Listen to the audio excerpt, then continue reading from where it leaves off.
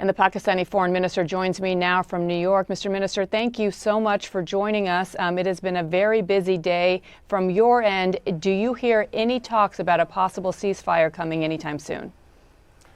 I am convinced the tide is turning. I am convinced the public pressure, the pressure of public opinion is mounting, and ceasefire is inevitable. Israel is losing out. They're losing the media war despite their connections. They are losing the media war. The tide is turning. What are their connections? Deep pockets. What does that mean? Well, they're very influential people. I mean, they control media. I would call that an anti-Semitic remark. Well, you see, the point is they have a lot of influence and they get a lot of coverage.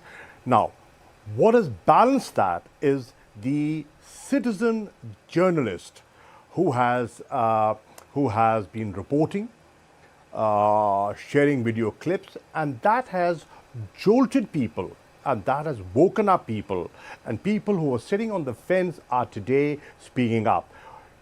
Do you see how in different capitals of the world, in London, in Madrid, in Michigan, Chicago, every place, from Sydney to the European capitals, people have come out and saying, put an end to this insanity. They're calling for an immediate ceasefire. Now, the Security Council has failed in forging a joint statement and coming out with a joint statement and forging a consensus. The General Assembly today is giving a clear message to the Security Council. It is your prime responsibility to ensure peace and security. Please live up to the UN Charter. But, Mr. Ambassador, can we not separate the fact that there are calls for peace and for equal human rights for both sides, for Palestinians and for Israelis, without anti-Semitic talk and rhetoric? And we are seeing an increase in anti-Semitism throughout the world. Many of these protests are showing signs and images of anti-Semitism as well. Shouldn't you be condemning that? I will not justify any rocket attacks, and I cannot justify and I cannot condone the aerial bombardment that is taking place. But what about anti-Semitism? And what about Hamas's role in stopping the rockets?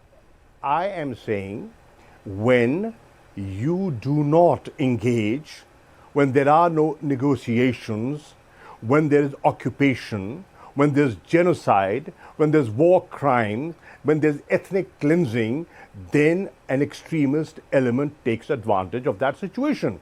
Avoid it. How do you avoid it? You avoid it by pursuing a two-state solution, by adhering to the Security Council resolutions, respecting them, implementing them, fulfilling the promises that have been made and have been often broken. So, I believe that the answer is Israelis and Palestinians living side by side in peace, and it can only be done through a two-state solution, through negotiations, by cessation of hostilities, and ceasefire is the first step in that direction. Does that include condemning anti-Semitism and condemning statements? I am not justifying any of that.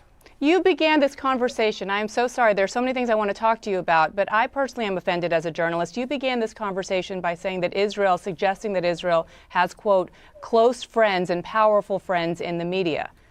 That is an anti-Semitic trope. No. What I'm saying is the perception. Look at the perception the world has. You cannot ignore that, ma'am. But that's a wrong perception. Could be wrong, but that's the perception. Negate it. Well, by giving a balanced coverage, negate it. The onus is not on those who are being accused of things that aren't true.